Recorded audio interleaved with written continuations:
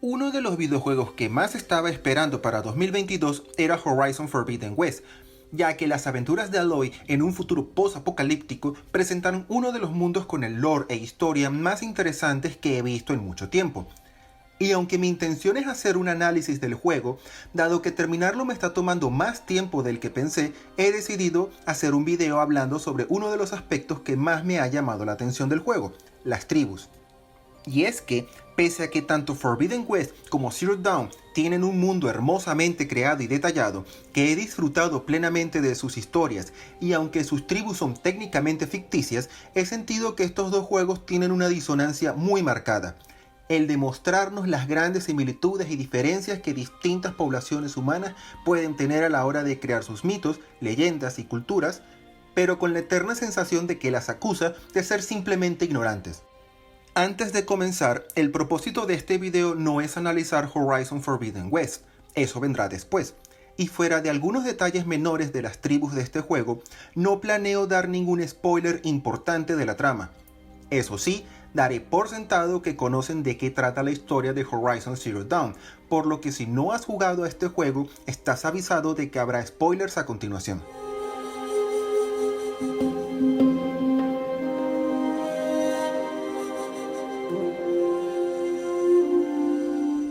Toda buena historia de fantasía, como Skyrim o El Señor de los Anillos, dedica una buena parte de su tiempo a desarrollar el mundo donde transcurre su historia. Un mundo mágico creado gracias a los dioses, donde varios reinos existen en conflicto, donde hay que defenderse de criaturas mitológicas y rodeados de los restos de antiguas y poderosas civilizaciones ya hace tiempo olvidadas. Tanto Horizon Zero Dawn como Horizon Forbidden West cumplen estos puntos, pero le dan un giro que encuentro fascinante. Es un mundo de fantasía fundamentado en un universo de ciencia ficción. La civilización antigua hace tiempo destruida es nuestro mundo en el año 2065. Los dioses que crearon el mundo de Horizon no son sino inteligencias artificiales programadas para terraformar el mundo y poblarlo luego de la destrucción causada por las máquinas en una horrible guerra que perdimos. Y los robots que vemos en el juego son parte de este plan para hacer este mundo habitable otra vez. Este trasfondo se ve reforzado gracias al excelente trabajo de Guerrilla Games al habitarlo con varias tribus, cada una con su propia historia, cultura, tradiciones y vestimenta, que nos enseña la gran variedad de respuestas que distintos grupos humanos pueden dar para tratar de entender cómo funciona el mundo que les rodea. Los dos juegos nos presentan tribus como los Nora, un grupo de cazadores que viven aislados en las montañas, en una sociedad matriarcal que solo cuenta con la tradición oral para narrar su historia. Los Karja, que viajaron al desierto donde encontraron antiguos documentos sobre la observación del sol y que dieron origen a una civilización que reza al dios solar. O las nuevas tribus que presenta Horizon Forbidden West, como los Tenak, un grupo de tribus guerreras, los Utaru, un grupo de pacíficos agricultores, y los Queen, que han creado todo un imperio centrado en el recolectar y compartir, bajo su criterio, los conocimientos de la antigua civilización del siglo XXI. Pero aunque el juego cuenta con una variedad de tribus con diferencias muy marcadas y que ambientan muy bien el mundo de Horizon, es aquí donde comienza el gran conflicto que tengo con su trama. Por un lado, y más a modo de anécdota que otra cosa, Horizon Zero Dawn fue acusada en su día de apropiación cultural por parte de la periodista Dia Lacina.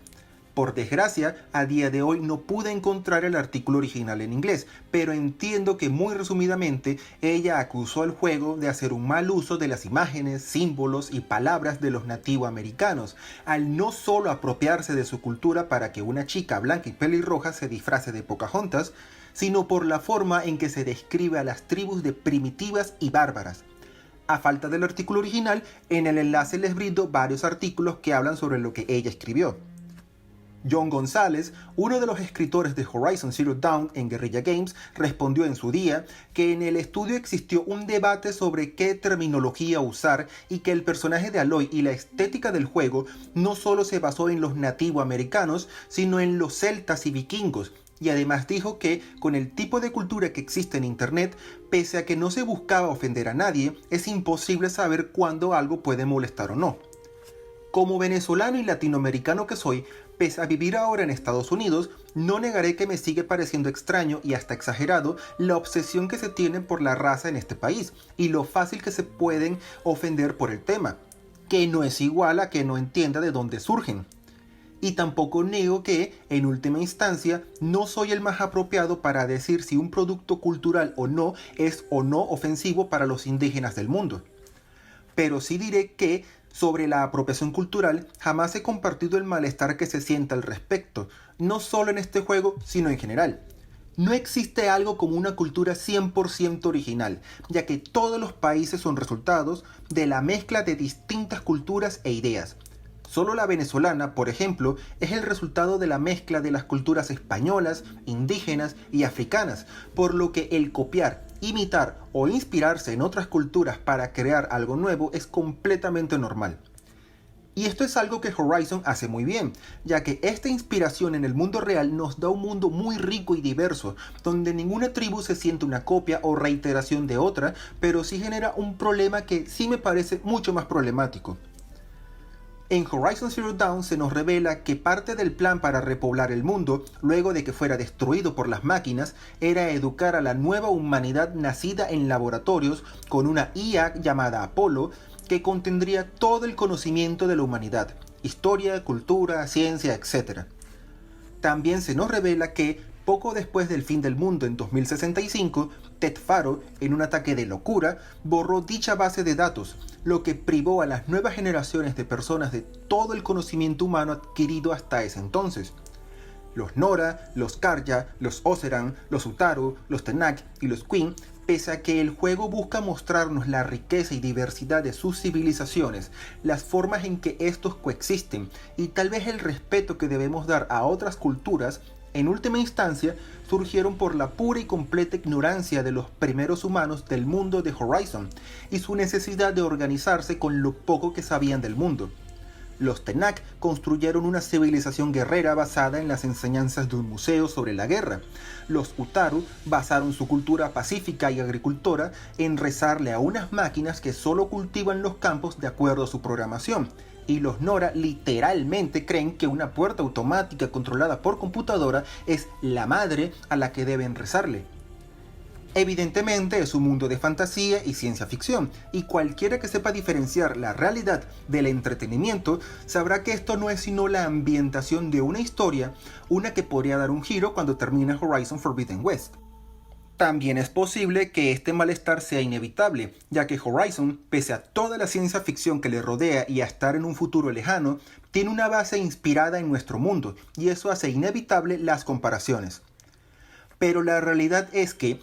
pese a las buenas intenciones que pudiera tener Guerrilla Games, la lección que yo recibo de su mundo es que, pese a todo, estas tribus solo son unas pobres víctimas de la ignorancia, en un mundo que probablemente le iría mejor si contara con el buen conocimiento de la sociedad occidental del siglo XXI. ¿Está insinuando Horizon que las tribus del mundo real son igual de ignorantes? ¿Que a los indígenas del mundo solo les puede ir bien si dejan sus costumbres y se adhieren ciegamente a la modernidad occidental? No en vano, Guerrilla Games podrá decir lo que quiera de la inspiración celta y vikinga, pero cuando yo veo a los Nora, los Tenak o los Utaru, pienso que son nativoamericanos o indígenas. Con esto no insinúo que Guerrilla Games tenga un propósito malévolo de atacar sutilmente a los indígenas del mundo con Horizon, sino que se siente que el equipo desarrollador detrás de Horizon Zero Dawn y Horizon Forbidden West le hace falta tener mayor diversidad, no digamos de indígenas, sino de otros países y culturas, para que no se perciba que el juego idolatra la cultura occidental, denigrando sutilmente todo lo demás. Creo que en este sentido pudieron haber imitado un aspecto que sí me gusta de los juegos de Ubisoft, como lo es el gran cuidado al detalle que dan en la construcción de los mundos de Assassin's Creed, y es que Ubisoft cuenta con un equipo de expertos en historia y cultura que ayudan a dar ambientación a cada juego, tratando de ser lo más fieles e imparciales que se puede a la hora de representar cada época. De ahí que, pese a que sean juegos repetitivos que hace rato no toco, me quedo maravillado de cómo Assassin's Creed recrea la Jerusalén de las Cruzadas, al Egipto de Cleopatra, a la antigua Grecia o a la París de la Revolución Francesa. Eso sí, hay un detalle que sí ha mejorado bastante Horizon Forbidden West con respecto a Horizon Zero Dawn. En el primer juego, todos los individuos de una misma tribu actuaban de una misma forma, acorde a las ideas y cultura presentada previamente en la historia, por lo que al ver a cualquier Nora, Karjak o Oseram, sabías de antemano que dicho personaje actuaría de acuerdo al perfil de su tribu. Forbidden West, en cambio, hay un mayor individualismo, mostrándonos a personajes que tienen intereses y conflictos ajenos a los perfiles marcados por su tribu. De esta forma, podemos ver a un Tenakth que, pese a la cultura violenta y guerrera de su gente, abandona todo para ayudar a un ser querido que ya no cumple con los estándares de su gente, o a los Utaru, que pese al pacifismo que pregonan, tienen personas que actúan con valor y decisión para defender a su tribu en el campo de batalla. Este mejor equilibrio entre las ideas centrales de cada tribu y los deseos e intereses individuales de cada persona es algo que ha mejorado claramente Horizon Forbidden West, más al ver el gran cuidado que han puesto en Guerrilla Games en la animación de las misiones secundarias. Pero pese a esto, aunque sé que su mundo es de ciencia ficción, que probablemente no se pretendía hacer nada malo y que me sigue gustando su historia, siento que Horizon transmite dos lecciones que siento son preocupantes. Las tribus indígenas son producto de la ignorancia y el mundo le iría mejor si usara solo el conocimiento y culturas occidentales. Y en una era donde muchas personas creen ciegamente lo que las películas, series de televisión y videojuegos les dicen, no sé qué tan positivo puede resultar estas ideas, que fácilmente atentan contra el respeto a otras formas de ver el mundo. Espero que les haya gustado mi video del día de hoy, donde pese a las apariencias he disfrutado mucho del juego y me sorprende lo bien construido que está su mundo. No olviden dejar algún comentario, que me interesa mucho saber su opinión, así como hacer clic en me gusta, en suscribirte o en la campanita, ya que no solo recibirás más videos míos en el futuro, sino que me apoyarías para alimentar el algoritmo de YouTube y hacer crecer el canal. Agradeciendo todo el apoyo que me brindan, les deseo un buen día y hasta pronto.